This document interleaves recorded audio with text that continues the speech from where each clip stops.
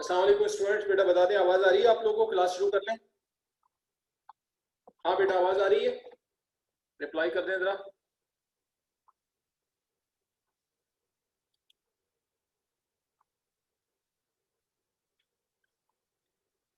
ठीक है जी, अनस ने रिप्लाई कर दिया और बाकी लोग भी करें।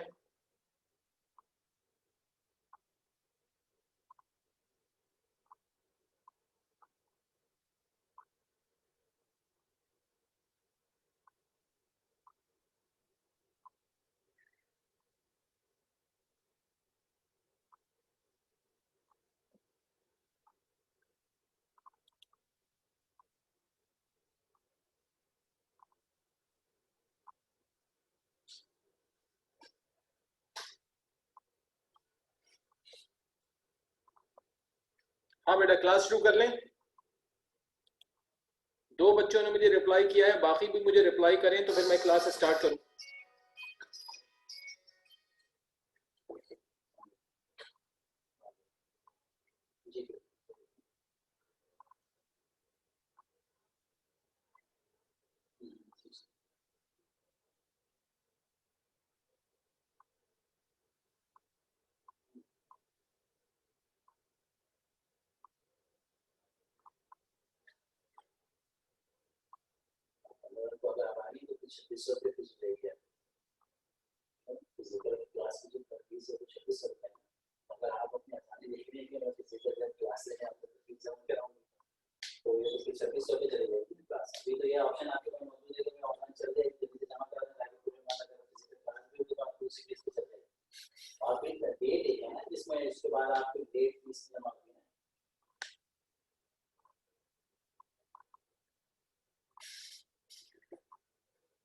हाँ बेटा मुझे रिप्लाई करें, क्लास स्टार्ट कर लें।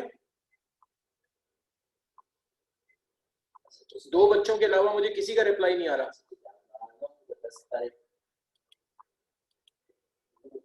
हमारी हालत टाइट है, इस वजह से हमें मजबूरन थोड़ा सा अभी ये इशू है कि 7 तारीख आपकी बोलेगी, 7 तारीख तक कोशिश करें, लेकिन 8 आज हाँ जी जी बिल्कुल। मैं आपको उससे के 2 दिन का एक्सटेंशन कर देते हैं उसको, और आप कंप्लीट कर दीजिएगा इंशाल्लाह। नहीं सुबह 3 बजे की क्लास 3 बजे से शुरू होती है, तो 3 बजे सेंटर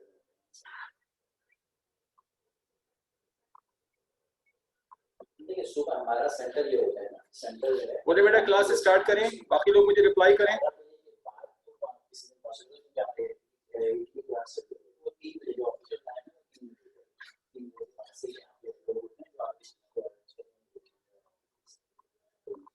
ठीक है भाई हम क्लास शुरू कर रहे हैं, क्योंकि टाइम इतना हो गया है कि मगरिब की नमाज भी जिस जिसने पढ़नी थी पढ़ ली है, तो हम क्लास स्टार्ट कर रहे हैं। ठीक है जी। तो पिछले वीक आपको याद होगा कि लास्ट वेडनेसडे को हमने चैप्टर नंबर 4 जो कि एंगुलर मोशन का चैप्टर है, जो हमने यानी चैप्टर का नाम तो मोशन इन 2 डायमेंशन है, लेकिन जब लास्ट वीक हमने चैप्टर स्टार्ट किया था तो पहले दिन मैंने आपको बताया था कि भाई एंगुलर मोशन क्या होती है और एंगुलर डिस्प्लेसमेंट क्या होता है, और फिर एंगुलर डिस्प्लेसमेंट को मेजर कैसे करते हैं। उसमें मैंने आपको बताया था कि एंगुलर डिस्प्लेसमेंट को मेजर करने की 2 यूनिट्स होती हैं, एक डिग्री होती है, दूसरी रेडियन होती है। फिर मैंने उनका रिलेशनशिप भी बताया था कि 1 रेडियन के अंदर 57.3 डिग्रीज होते हैं और 1 डिग्री के अंदर 0.01745 रेडियन होते हैं। ये सारा काम हमने पिछली क्लास में किया था। अब आज हम स्टार्ट करेंगे एंगुलर वेलोसिटी से। आज हमारा जो टॉपिक है पहला वो होगा एंगुलर वेलोसिटी। आप लोग जैसा कि जो आपका चैप्टर 3 है, जो हमारा पिछला चैप्टर हमने पढ़ा था 3 यानी 1 पढ़ा था, 1 से पहले जो 3 पढ़ा था, उसमें आप नॉर्मल लीनियर वेलोसिटी पढ़ चुके हैं। और लीनियर वेलोसिटी में आपने ये पढ़ा था कि जो रेट ऑफ डिस्प्लेसमेंट होता है, जो रेट ऑफ डिस्प्लेसमेंट होता है उसको वेलोसिटी कहते हैं। और रेट ऑफ डिस्प्लेसमेंट का मतलब है कि कोई बॉडी यूनिट टाइम में या 1 सेकंड में जितना डिस्प्लेसमेंट कवर करती है वो उसकी वेलोसिटी होती है। और वो मालूम करने के लिए क्या करते हैं कि बॉडी जो डिस्प्लेसमेंट कवर करती है उसको टाइम से डिवाइड किया जाता है। अब एंगुलर वेलोसिटी का सेम वही कॉन्सेप्ट है कि किसी बॉडी का जो रेट ऑफ एंगुलर डिस्प्लेसमेंट होता है उसको एंगुलर वेलोसिटी कहते हैं। और उसके लिए क्या करना पड़ता है कि बॉडी जितना एंगुलर डिस्प्लेसमेंट कवर करती है उसको टाइम से डिवाइड किया जाता है, ठीक है ना। तो आप देख सकते हैं जो मैंने आपको बताया कि the rate of angular displacement is called angular velocity, और उसके लिए क्या करते हैं कि बॉडी के एंगुलर डिस्प्लेसमेंट को टाइम से डिवाइड करते हैं, और ये इसका फॉर्मूला होता है। अब यहाँ पर हम जो लिखते हैं तो वो देखने में आपको W की तरह लगता है, लेकिन ये W नहीं है बल्कि ये एक लैटिन सिंबल होता है और इसको कहते हैं ओमेगा। तो जब भी आप एंगुलर वेलोसिटी को पढ़ेंगे तो कभी भी आप इसको W नहीं पढ़ेंगे, आप इसको हमेशा ओमेगा पढ़ेंगे। और एंगुलर डिस्प्लेसमेंट जो है वो थीटा होता है और टाइम t होता है, तो इस तरह फॉर्मूला जो आएगा इसका वो omega equal to theta upon T आ जाएगा। अच्छा, जब आप इसकी यूनिट निकालेंगे तो जैसा कि मैंने आज भी कहा कि जो एंगुलर डिस्प्लेसमेंट है थीटा, उसकी दो यूनिट है, एक डिग्री दूसरी रेडियन। तो अगर आप थीटा को डिग्री में रखेंगे और टाइम होगा सेकंड में, तो इसकी यूनिट डिग्री पर सेकंड हो जाएगी। और अगर आप थीटा को रेडियन में रखेंगे तो इसकी यूनिट रेडियन पर सेकंड हो जाएगी, ठीक है ना। तो अब इसकी हमने देखें दो यूनिट्स बताई हैं, डिग्री पर सेकंड और रेडियन पर सेकंड, और इसमें से जो SI यूनिट है वो नीचे वाली है, क्योंकि लास्ट टाइम भी आपको याद होगा कि मैंने बताया था कि जो थीटा की दो यूनिट होती हैं डिग्री और रेडियन, तो उनमें से जो रेडियन है वो SI यूनिट है, सिस्टम इंटरनेशनल की यूनिट रेडियन है, लिहाजा जो डिग्री पर सेकंड है वो एंगुलर वेलोसिटी की जो है SI यूनिट हो, ठीक है। फिर मैं आपको इसके बाद इसकी काइंड्स भी अभी बताता हूँ, लेकिन आप पहले यहाँ से इधर से यहाँ तक आ जाए, यहाँ से लेके यहाँ तक आप नोट करें, तो मैं फिर आपको इसकी काइंड भी बताता हूँ। ये नोट कर लें आप, डेफिनेशन, फॉर्मूला और यूनिट नोट करें आप इसकी।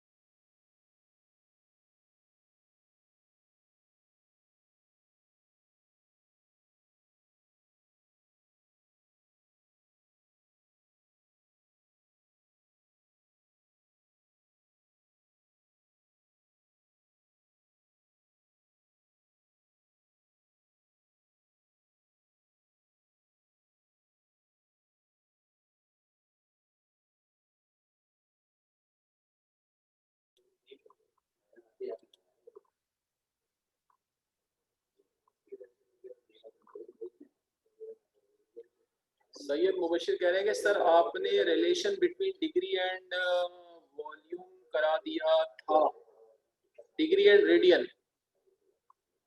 बिल्कुल करा दिया था।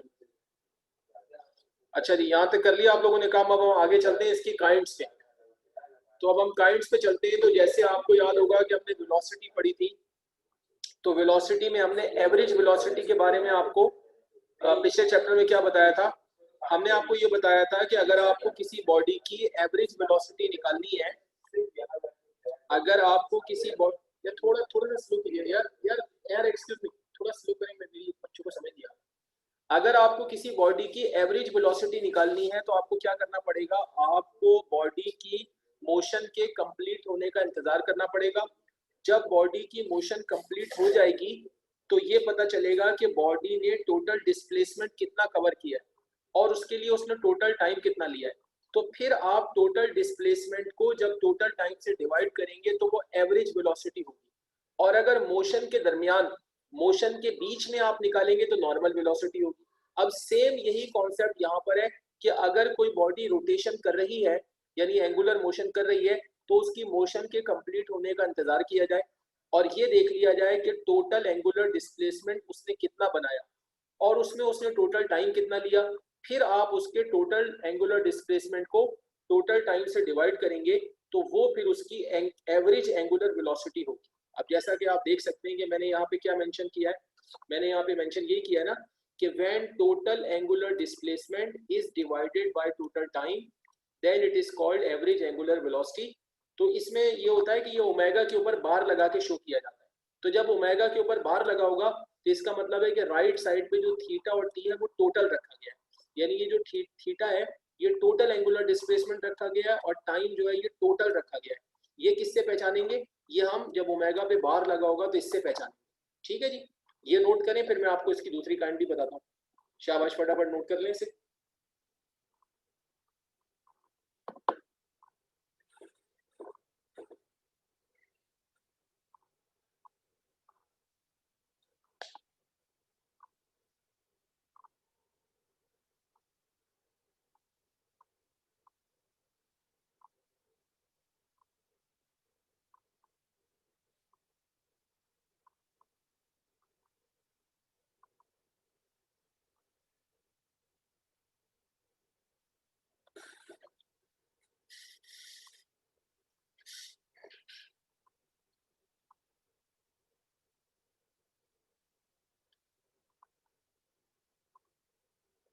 हाँ बेटा, नोट कर लिया, आगे चलें। बोलो बेटा।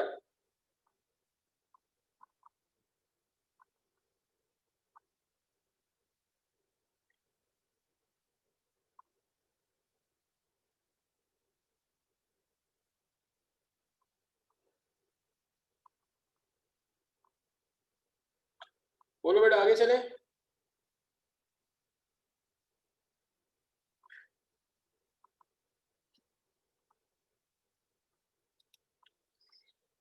ठीक है, अब सब लोग कह रहे हैं कर लिया, हम आगे चलते हैं।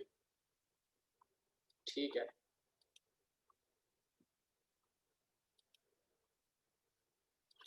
अच्छा इसके बाद जो दूसरी काइंड है ये भी मैं आपको पहले वेलोसिटी में पढ़ा चुका हूँ। हमने वेलोसिटी में पढ़ा था इंस्टेंटेनियस वेलोसिटी, हमने वेलोसिटी में पढ़ा था इंस्टेंटेनियस वेलोसिटी। तो इंस्टेंटेनियस वेलोसिटी में हमने यही कहा था कि अगर किसी बॉडी की वेलोसिटी जिस टाइम में निकाली जा रही है वो टाइम बहुत कम है, ना होने के बराबर है, तो हम कहते हैं कि वो टाइम अप्रोचेस टू जीरो है, यानी वो इक्वल टू जीरो नहीं है, वो टाइम इतना कम है कि वो जीरो को अप्रोच कर रहा है, तो उस वक्त उसको इंस्टेंटेनियस वेलोसिटी कहते हैं।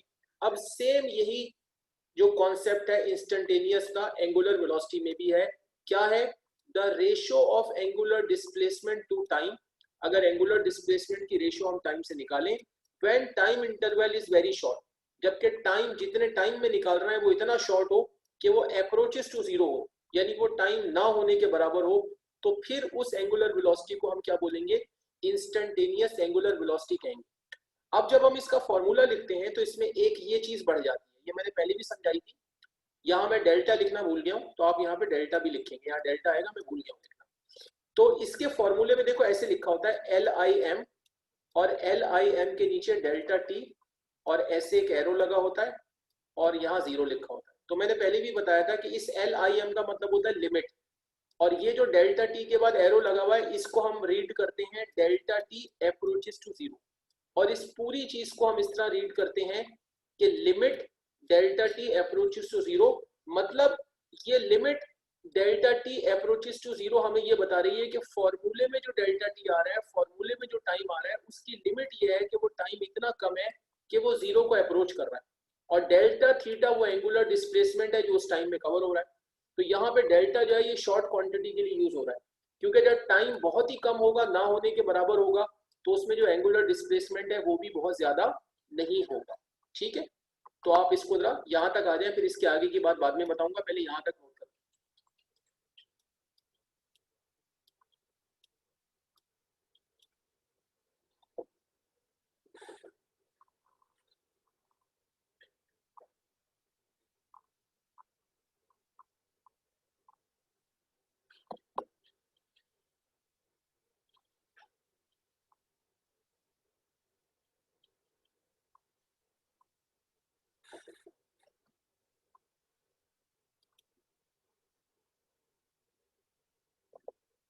उमर सलीम कह रहे हैं सर अप्रोचेस टू जीरो का मतलब, बेटा अप्रोचेस टू जीरो का मतलब है कि दो बातें होती है, एक होता है इक्वल टू जीरो और एक होता है अप्रोचेस टू जीरो।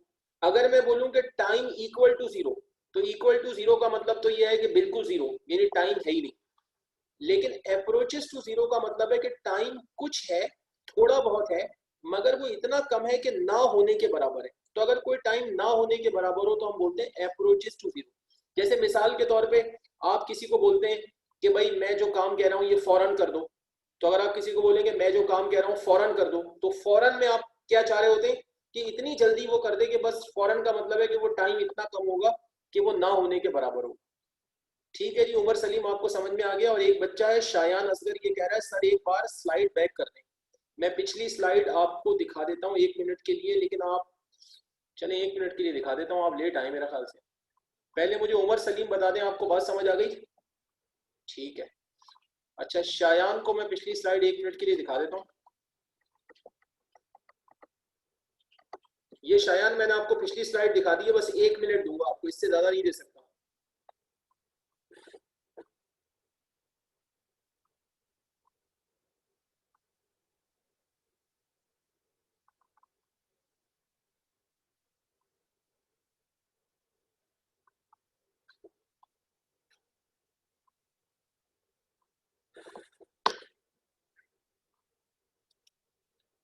ठीक है जी, अब मैं दोबारा आगे जा रहा हूँ।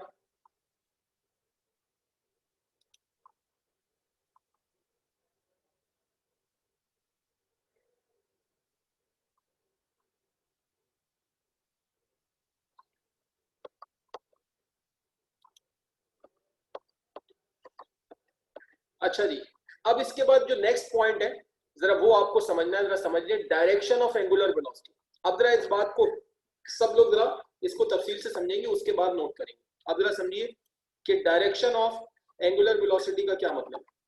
देखिए नॉर्मल वेलोसिटी में और एंगुलर वेलोसिटी की डायरेक्शन में एक बड़ा वाज़ेह फर्क है। नॉर्मल वेलोसिटी में ये कि फर्ज करें एक कार है,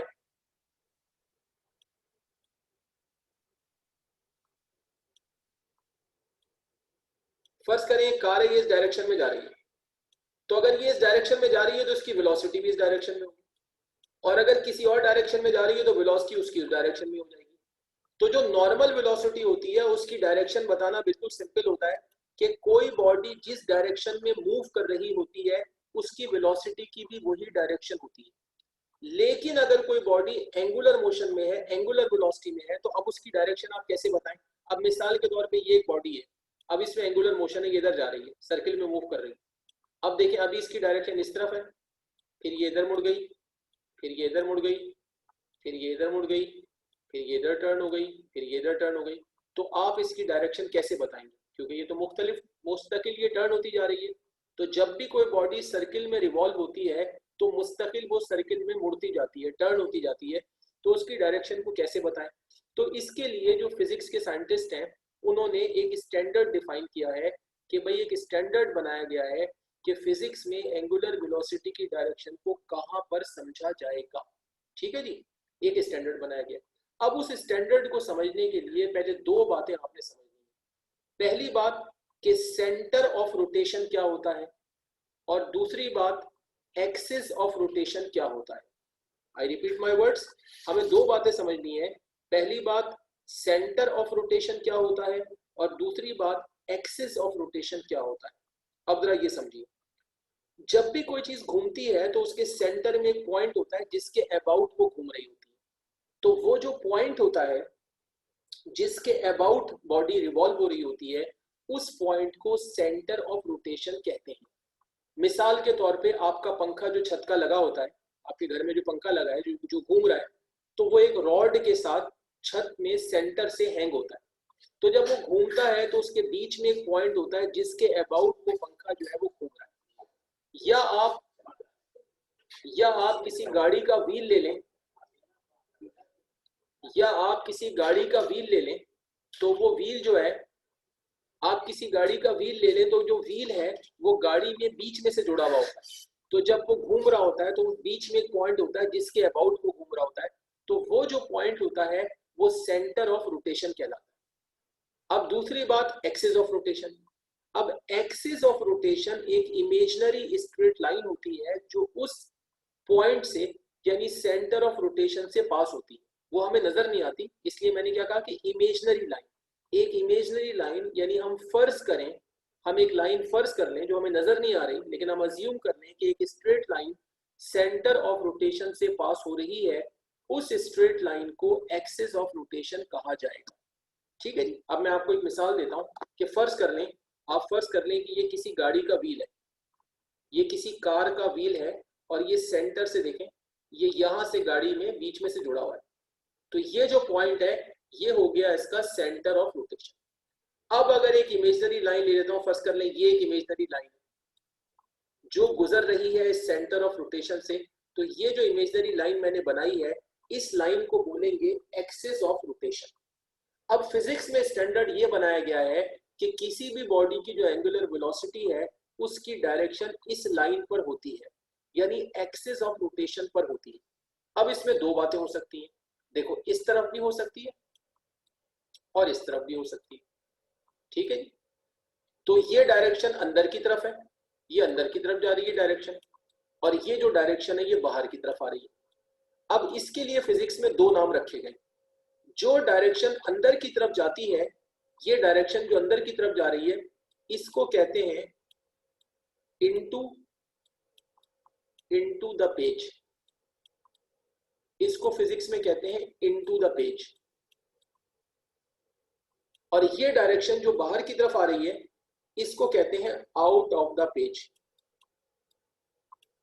यानी आपको मैं एक मिसाल दूं, ऐसे मिसाल समझ लें कि जैसे आप मिरर के सामने खड़े होते हैं, आप मिरर के सामने खड़े होते हैं, तो अगर आप मिरर के सामने खड़े हो जाएं, और सपोज कर लें कि आप मिरर के सामने नहीं खड़े, बल्कि आपके सामने मिरर नहीं, आपके सामने एक कागज रखा हुआ है, आपके सामने कॉपी का एक पेज रखा हुआ है।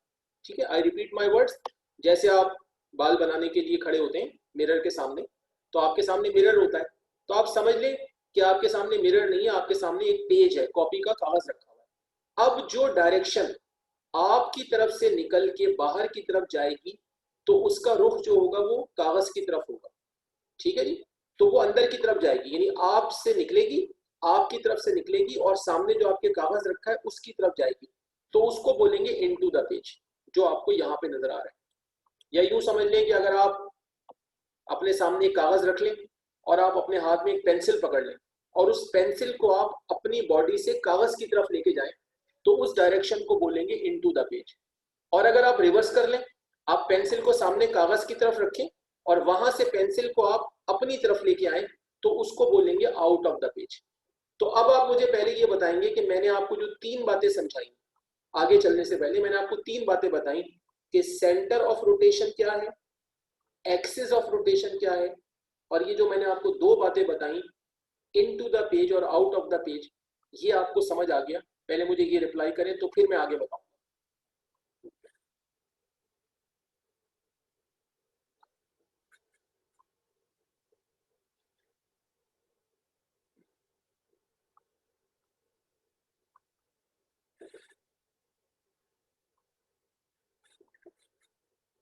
हाँ जी, अब मैसेज आप लोगों के आ रहे हैं। ठीक है जी, अब मुझे ओके कहा रहा है तो ठीक है। अच्छा, मुबश्शिर ने कहा कि सर बाकी क्लियर है लेकिन मुझे एक्सेस समझ नहीं आया। अच्छा, मैं दोबारा रिपीट कर देता हूँ मुबश्शिर के लिए। मैंने ये कहा कि जब कोई चीज घूमेगी, तो सेंटर में एक पॉइंट आ जाएगा, बीच में एक पॉइंट आएगा जिसके अबाउट वो घूमेगी। जैसे मैंने व्हील का बताया कि व्हील के सेंटर में एक पॉइंट है जिसके बाकर हुसैन कह रहा है कि सर एक बार इनटू और आउट ऑफ पेज समझाने का। ठीक है, तो मैंने ये कहा कि जब कोई चीज घूमेगी तो सेंटर में एक पॉइंट आ जाएगा जिसके अबाउट वो घूम रही होगी। जैसे जब गाड़ी का व्हील घूमता है तो बीच में एक पॉइंट आ जाता है जहां से व्हील गाड़ी में जुड़ा होता है, जिसके गिर्द व्हील घूम रहा होता है, तो वो पॉइंट हो जाएगा सेंटर ऑफ रोटेशन। और एक फर्जी लाइन, एक इमेजिनरी स्ट्रेट लाइन जो उससे गुजरती है, वो एक इमेजिनरी लाइन है जो है नहीं, हम अज्यूम कर रहे हैं। तो अगर एक इमेजिनरी स्ट्रेट लाइन उस पॉइंट से गुजरे तो उस इमेजिनरी स्ट्रेट लाइन को हम बोलते हैं एक्सिस ऑफ रोटेशन। तो सेंटर ऑफ रोटेशन वो बीच वाला पॉइंट है जिसके गिर्द बॉडी घूम रही है, और एक्सिस ऑफ रोटेशन एक फर्जी लाइन है जो उस पॉइंट से यानी बीच में से गुजरते हुए जा रही है। तो अब पहले मुबश्शिर बता दें कि बात समझ आ गई, फिर मैं बाकर का बताऊंगा। हाँ जी मुबश्शिर, आर यू क्लियर?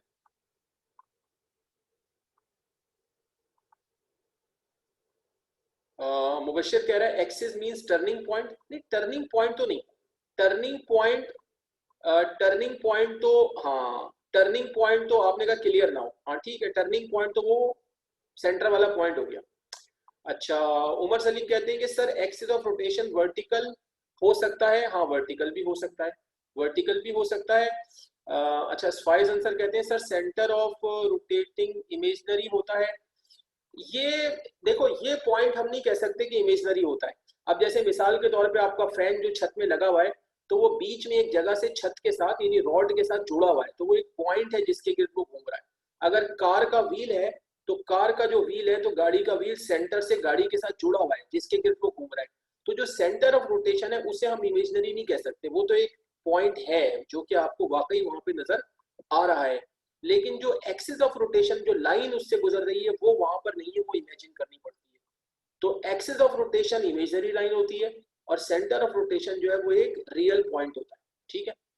अच्छा, उमर सलीम कह रहे हैं कि एक्सिस ऑफ रोटेशन वर्टिकल हो सकता है। हाँ वर्टिकल भी हो सकता है। अब जैसे मिसाल के तौर पे जो छत का पंखा है, उसका जो लाइन होगी वो वर्टिकल जाएगी, यानी नीचे से छत की तरफ जाएगी, तो वो वर्टिकल हो जाएगा। लेकिन जो कार का व्हील है, तो रोड पे अगर गाड़ी खड़ी होगी, अगर रोड पर गाड़ी खड़ी होगी तो फिर जो उसके उससे जो लाइन गुजरेगी वो हॉरिजॉन्टल हो जाएगी। लिहाजा जो एक्सिस ऑफ रोटेशन है वो हॉरिजॉन्टल भी हो सकता है और वो वर्टिकल भी हो सकता है।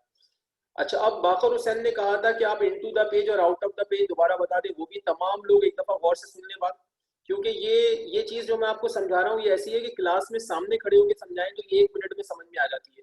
लेकिन अभी चूंकि मैं आपके सामने नहीं हूँ और मैं यहाँ से बोल के समझा रहा हूँ, तो जरा थोड़ा सा मुश्किल हो रहा है। लेकिन फिर भी आपको जरा अपनी इमेजिनेशन जो है ना, जो आपकी इमेजिनेशन वाली पावर है उसको यूज करनी पड़ेगी। अब तमाम लोग इसको सुने गौर से, तमाम लोग सुने। आप लोग ये समझें कि आप जैसे चेयर पे बैठे में, आप चेयर पे बैठे में और आप अपने हाथ में, सब लोगों ने गौर से सुनना है, आप चेयर पे बैठे में और आप अपने हाथ में सामने एक कागज पकड़ के रख लें, यानी आपके सामने वर्टिकली एक कागज रखा हुआ है। जस्ट लाइक जैसे आप मिरर के सामने खड़े होते हैं, तो आपके सामने जैसे मिरर दीवार पे लगा हुआ है, तो बिल्कुल ऐसे ही आपके सामने समझ लें कि आप दीवार के सामने खड़े हैं। चले और आसान कर देता हूं, आप दीवार के सामने खड़े हैं और दीवार पे, आप दीवार के सामने खड़े हैं और दीवार पे कागज लगा हुआ है, कागज चिपका हुआ है। ठीक है जी। अब आप अपने हाथ में एक पेंसिल पकड़ लें, पेंसिल सिर्फ समझाने के लिए बता रहा हूं। अपने हाथ में एक पेंसिल पकड़ लें और पेंसिल को अपने चेस्ट के सामने रखें और हाथ में पकड़ के अपने चेस्ट के सामने पेंसिल को रख के पेंसिल को कागज की तरफ लेके जाएं। अब जब पेंसिल को कागज की तरफ लेके जाएंगे तो इस डायरेक्शन को बोलेंगे इनटू द पेज। उस वक्त पेंसिल आपकी बॉडी से निकलकर कागज की तरफ सामने जा रही होगी, तो इस डायरेक्शन को बोलेंगे इनटू द पेज। जैसा कि मैंने यहाँ स्क्रीन पे बनाया हुआ है कि आप देखें, वो लाइन जो सामने की तरफ जा रही है उसको मैंने क्या बोला है, इनटू द पेज।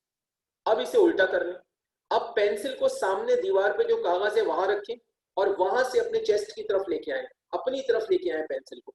तो इसका मतलब है कि वो पेंसिल कागज से निकल के आपकी तरफ आ रही है। तो उस डायरेक्शन को बोलेंगे आउट ऑफ द पेज।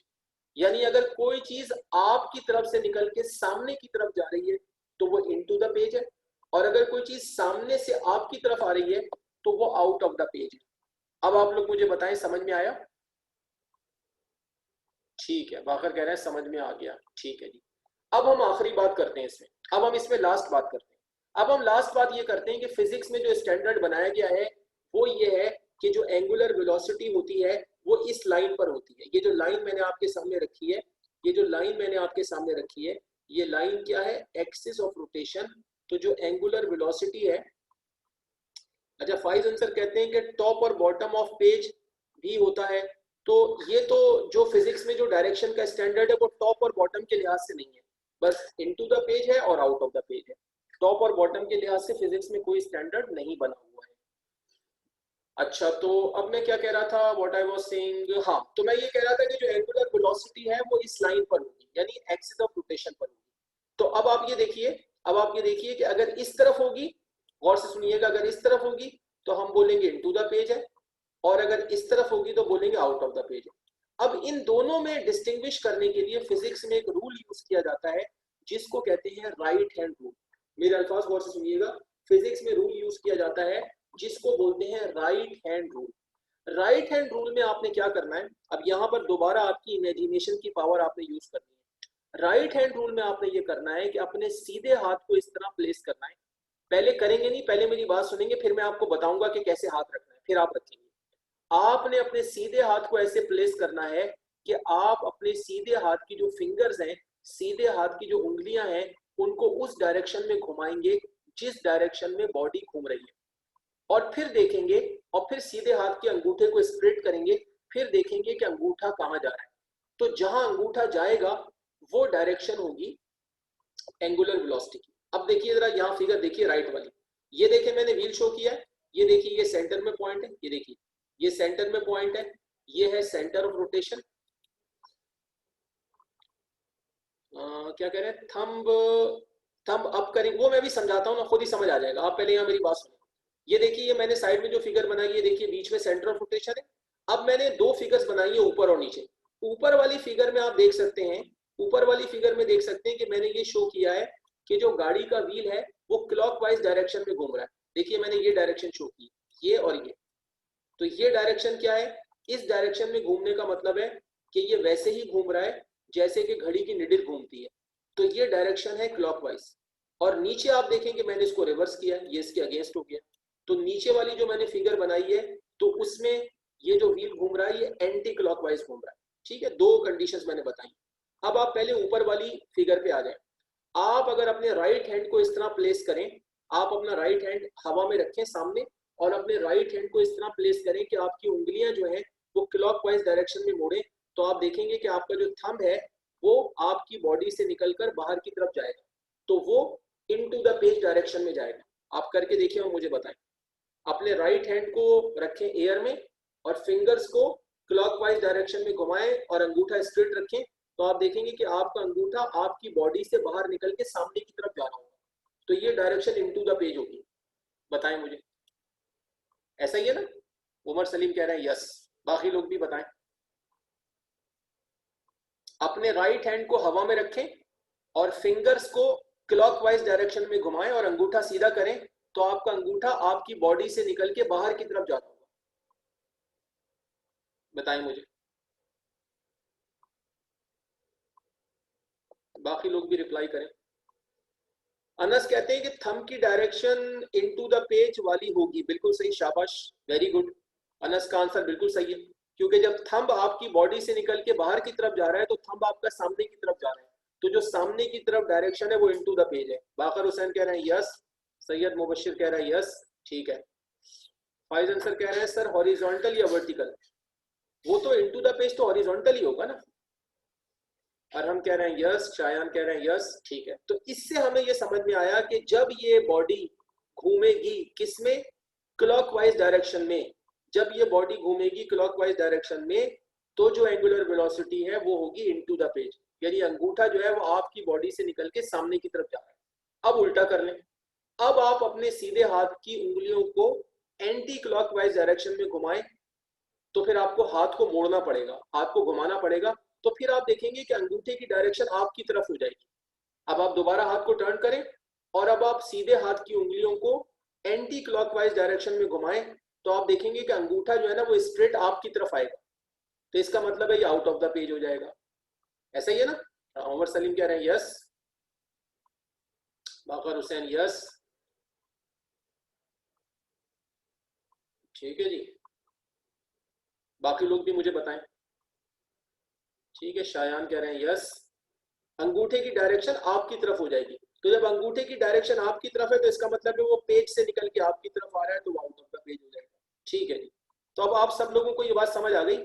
तो अब आप देखें कि अब यही बात जो मैंने आपको समझाई है, देखिए ये यहाँ पे मेंशन है, ये देखिएगा, अब ये देखिए ये यहाँ पे मेंशन है। अब देखिए हमने यहाँ पे क्या मेंशन किया, जो मैंने आपको बताया कि angular velocity is directed along axis of rotation. To more clarify we use right hand rule.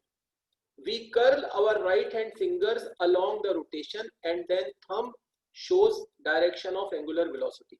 तो यहाँ पे हमने दो चीजें बताई, दो फिगर्स में दो चीजें समझाई। For example, if body rotates clockwise in vertical circle, then omega will be into the page. ये वाली condition. And if body rotates anti-clockwise in vertical circle, then omega will be out of the page. ये वाली condition है। तो हमने दोनों बता दी, ये हो गई आपकी इनटू द पेज और ये वाली हो गई आपकी आउट ऑफ द पेज। ठीक है जी। तो अब आप जरा इसको नोट कर लीजिए।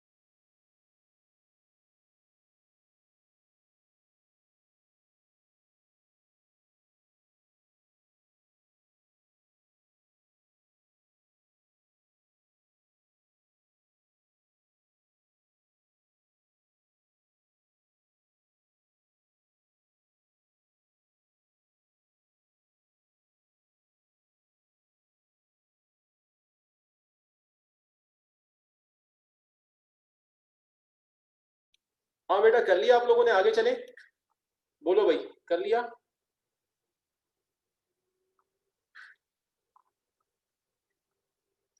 अच्छा अनस अनस ने एक सवाल किया है कि सर व्हील और एक्सेल की वेलोसिटी में, एक सेकंड, ठीक है मैं अनस का सवाल देखूं। अनस ने एक सवाल किया है कि सर व्हील और एक्सेल की वेलोसिटी में डिफरेंस होता है, नहीं बेटा, एक्सेल एक्सेल पर ही व्हील लगा होता है, व्हील जो है वो एक्सेल के साथ ही जुड़ा होता है, तो जिस स्पीड से एक्सेल घूमेगा उसी स्पीड से व्हील घूमेगा। असल में तो असल में जो गाड़ी का इंजन है वो तो एक्सेल को घुमा रहा होता है, तो एक्सेल जिस स्पीड से घूमता है, चूंकि व्हील जुड़ा हुआ होता है उस पर, लिहाजा एक्सेल जिस स्पीड से घूमता है उसी स्पीड से व्हील घूम रहा होता है, तो हमेशा व्हील की स्पीड जो होती है वो एक्सेल के इक्वल होती है। ठीक हो गई बात, समझ आ गया ना सबको? ठीक है जी, अब हम आगे चलते हैं। नेक्स्ट पॉइंट है हमारा एंगुलर एक्सेलरेशन। ये तो बिल्कुल सिंपल है, नॉर्मल जो एक्सेलरेशन होता है वो rate of change of velocity होता है, जब एंगुलर एक्सेलरेशन हो जाएगा तो ये rate of change of angular velocity हो जाएगा। ठीक है जी, इसके लिए जितना भी एंगुलर वेलोसिटी में चेंज आएगा उसको टाइम से डिवाइड करना होगा। तो वो आप देख सकते हैं कि हमने जो फॉर्मूला बनाया है उसी लिहाज से बनाया है कि भाई ये होगा rate of change of angular velocity, और फिर हम इसको निकालने के लिए क्या करेंगे, चेंज इन एंगुलर वेलोसिटी को टाइम से डिवाइड करेंगे, तो वो डेल्टा ओमेगा अपॉन टी हो जाएगा। डेल्टा ओमेगा जो होगा वो खुद omega F minus omega A हो जाएगा। तो ये तो बिल्कुल सिंपल है। फॉर्मूला ये है कि नॉर्मल जो एक्सेलरेशन है वो मीटर पर सेकंड स्क्वायर में होता है, यहाँ पर इसकी दो यूनिट्स होंगी, डिग्री पर सेकंड स्क्वायर और रेडियन पर सेकंड स्क्वायर। ये जरा यहाँ ठीक कर लीजिएगा, ये स्क्वायर ऊपर आएगा, यहाँ आएगा।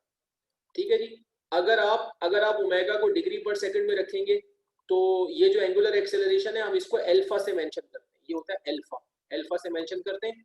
तो अगर आप ओमेगा को रखेंगे डिग्री पर सेकंड में तो ये जो अल्फा है ये डिग्री पर सेकंड स्क्वायर हो जाएगा, और अगर आप ओमेगा को रखेंगे रेडियन पर सेकंड में तो ये रेडियन, ये कोई स्टूडेंट आ रही है, तो ये रेडियन पर सेकंड स्क्वायर हो जाएगा, जिसमें नीचे वाली जो है वो एसआई यूनिट है। ठीक है, तो फटाफट आप जरा ये नोट करें, डेफिनेशन फॉर्मूला और यूनिट नोट करें, फिर आगे चलते हैं। ये बिल्कुल सिंपल बात है, इसमें कोई टाइम जाया ना करें आप।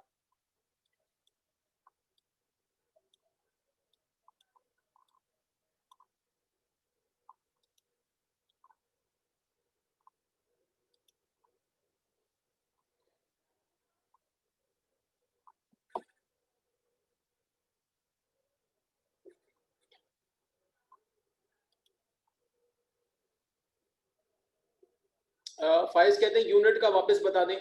भाई देखे ना, ये जो है अल्फा जो आप निकाल रहे हैं तो ऊपर एंगुलर वेलोसिटी है, नीचे टाइम है, तो अगर एंगुलर वेलोसिटी डिग्री पर सेकंड में आप रखेंगे और नीचे टाइम सेकंड में होगा तो यूनिट इसकी डिग्री पर सेकंड स्क्वायर हो जाएगी, और अगर आप एंगुलर वेलोसिटी को रेडियन पर सेकंड में रखेंगे फिर फर्दर डिवाइडेड बाय नीचे एक सेकंड और है तो वो रेडियन पर सेकंड स्क्वायर हो जाएगा। इसमें जो रेडियन पर सेकंड स्क्वायर है वो इसकी जो है एसआई यूनिट।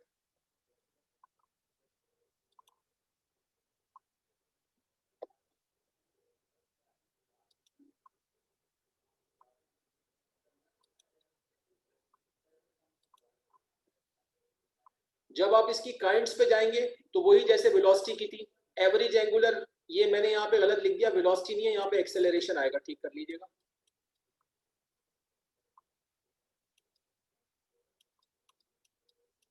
तो एवरेज एंगुलर एक्सेलरेशन क्या होगा, जब total change in angular velocity को टोटल टाइम से डिवाइड करेंगे, सिंपल वही पिछला वाला कॉन्सेप्ट।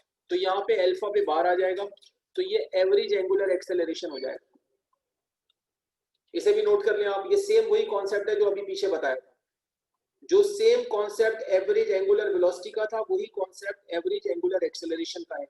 इसी तरह इंस्टेंटेनियस का कॉन्सेप्ट भी बिल्कुल सेम होगा जो अभी आपने पीछे पढ़ा था, तो इसमें कोई नई बात नहीं है आपके लिए, ये नोट कर लें आप।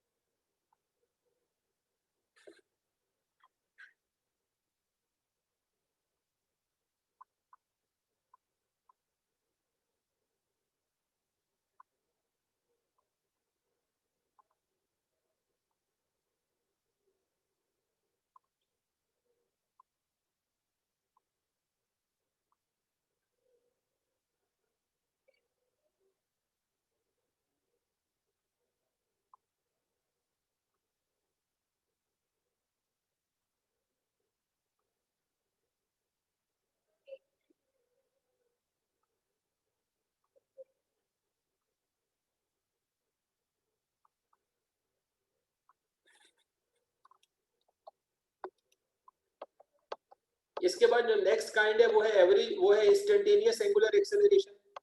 तो इसका भी सेम कॉन्सेप्ट है, इसमें भी कोई नई बात नहीं है कि मैं आपको दोबारा समझाऊं, ये भी सेम वही है, इसको भी आप नोट करें।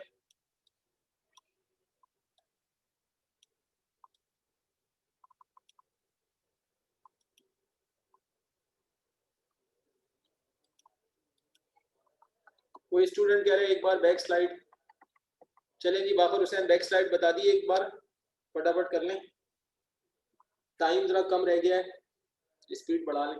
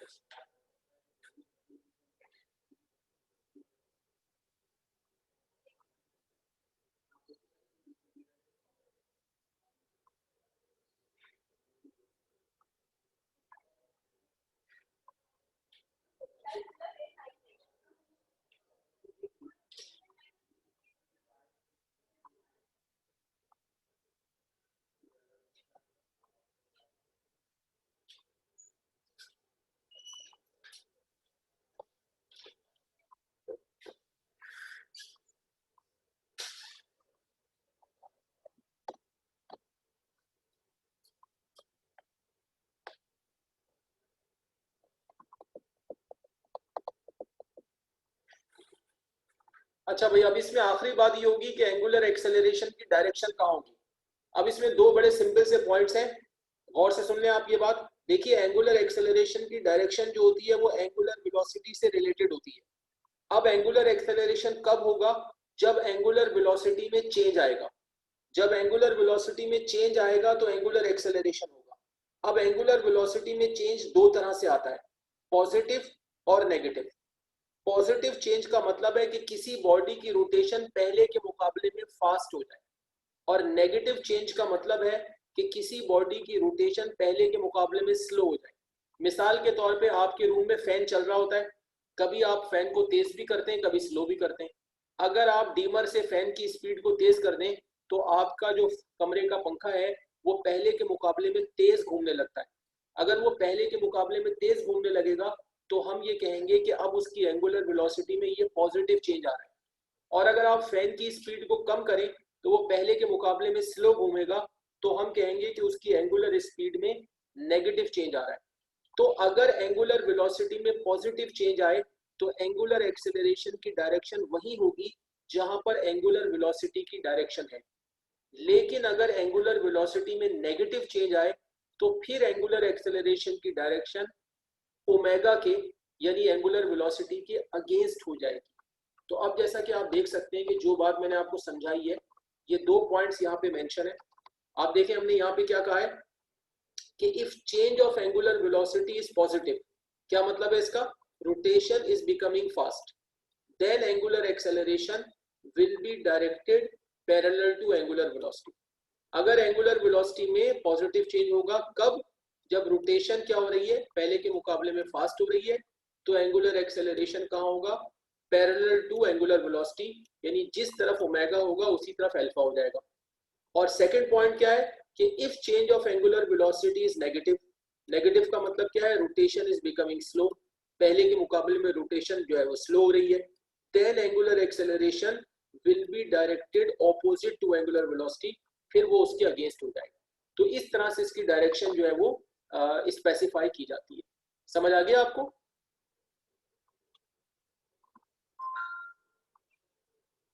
हाँ जी, समझ आ गया? ठीक है, लोग कह रहे हैं समझ आ गया। तो बेटा अब सिर्फ 3 मिनट क्लास खत्म होने में रह गए, तो अब आपने इस 3 मिनट के अंदर इसको नोट करना है। 3 मिनट में आपने यहाँ तक नोट करना है। 3 मिनट के बाद मैं क्लास ऑफ कर दूंगा क्योंकि नेक्स्ट क्लास का मेरी टाइम है। ठीक है, ये टॉपिक कंप्लीट हो जाएगा। और हम कह रहे हैं सर एक दफा रिपीट कर दें। बेटा रिपीट का ये है, रिपीट का ये है कि अगर कोई बॉडी पहले घूम रही थी और उसके घूमने की स्पीड जो है वो इंक्रीज हो जाए, अगर कोई बॉडी घूम रही है और उसके घूमने की स्पीड इंक्रीज हो जाए तो हम बोलेंगे कि एंगुलर वेलोसिटी में पॉजिटिव चेंज आ रहा है। तो फिर एंगुलर एक्सेलरेशन की डायरेक्शन वही होगी जहां एंगुलर वेलोसिटी की है। और अगर कोई चीज घूम रही है और उसके घूमने की स्पीड कम हो जाए तो हम कहेंगे कि उसकी एंगुलर वेलोसिटी में नेगेटिव चेंज आ रहा है। तो फिर जो एंगुलर एक्सेलरेशन होगा वो एंगुलर वेलोसिटी के ऑपोजिट हो जाएगा। ये मैंने रिपीट कर दिया आपके लिए, ठीक है जी। अब आप लोगों के पास 2 मिनट बचे। अच्छा, ताहिर खान कहते हैं ये कौन सा चैप्टर है? बेटा हर स्लाइड के ऊपर हेडिंग लिखी हुई है, इसके ऊपर भी हेडिंग लिखी हुई है, chapter number 4 motion in 2 dimension. ये तो चैप्टर नंबर की तो कांस्टेंट हेडिंग चल रही है। अच्छा, ताहिर कह रहा है ये फर्स्ट ईयर है। अच्छा, तुम सेकंड ईयर में हो। अच्छा, ये अरे यार ऑटोमेटिक चलेगा ये यार, 1 मिनट पहले ही आ गए हो तुम यार। देखा, ये बच्चे सेकंड ईयर के ऑटोमेटिक जा सकते यार। ये आज बेटा, हाँ ये आज टेक्निकल फॉल्ट हो गया है। ये हर अगली क्लास खुद ब खुद एंटर हो रही है। अभी तुम रुक जाओ, मैं दोबारा तुम लोगों को सेकंड ईयर वालों को लूंगा, ठीक है। फर्स्ट ईयर वाले बेटा फटाफट कंप्लीट कर लो। फर्स्ट ईयर वाले जल्दी से कंप्लीट कर लो बेटा, मुझे यहाँ से बाहर निकलना है क्योंकि सेकंड ईयर की क्लास आज ऑटोमेटिक इसमें एंटर हो रही है। ये देखे ना, ये बड़ा मसला हो गया है। सेकंड ईयर वाले खुद ब खुद इसमें आ रहे हैं। ये पता नहीं एहसान आज सोया हुआ था क्या है यार। एहसान आज तुमने कुछ गड़बड़ की है इसमें। आप बताएं इसके, इसने किया क्या है? बताएं जरा, इसको समझाएं।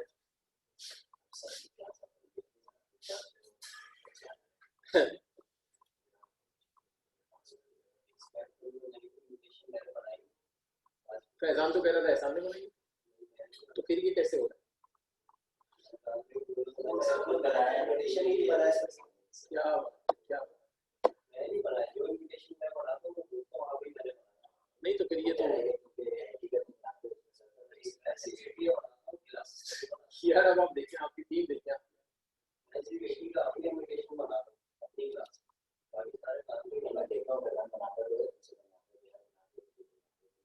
बेटा फर्स्ट ईयर वालों ने कंप्लीट कर लिया, मैं बाहर जा रहा हूँ, बंद कर रहा हूँ मैं। देखो ना यार, अब हम किसी